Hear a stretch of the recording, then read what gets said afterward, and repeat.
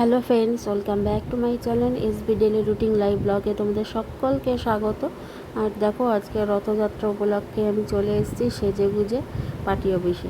এখান থেকেই আমাদের রথ বেরোয় সারা অঞ্চল জুড়ে ঘুরে ঘুরে তারপরে এখানে আর একটা মন্দির আছে, সেখানে রাখা হয়, যেটা বলে মাসির বাড়ি।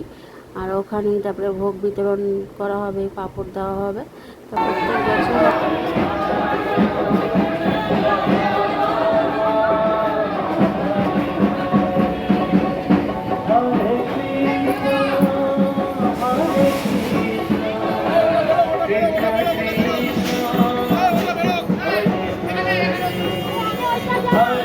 আজকে দেখো, আমি 3 মিনিটের একটা ভিডিও দিয়েছি।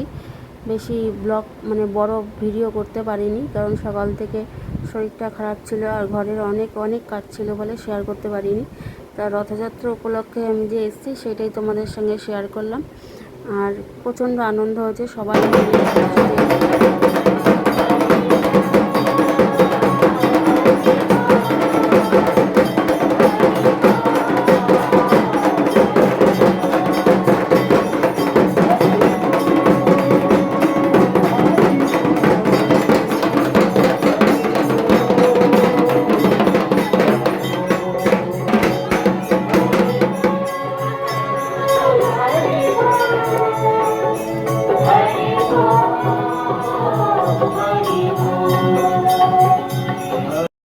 তা এই মন্দিরে আমাদের রথ এনে রাখা হয়। এটা হলো মাসির বাড়ি, এটাও একটা মন্দির, সেটা মা অন্নপূর্ণা মন্দির।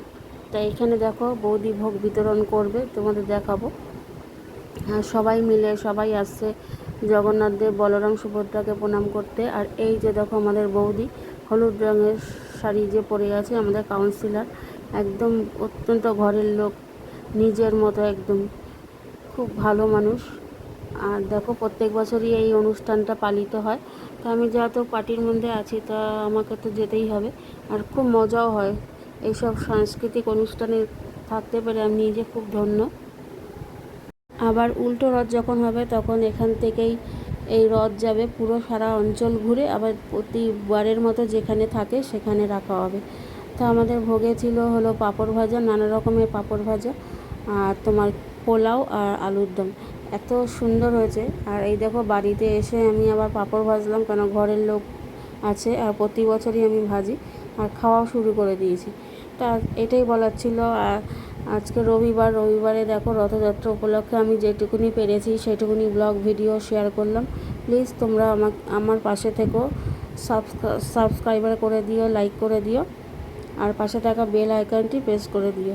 তোমরা সাপোর্ট করলে আমি একটু এগিয়ে যেতে পারি। প্লিজ প্লিজ আমাকে একটু সাপোর্ট করো। আর দেখো, মা কথা বলছে, তাই আমি কথার উত্তর দিচ্ছিলাম। তো চলো, সবাই ভালো থেকো, সুস্থ থেকো।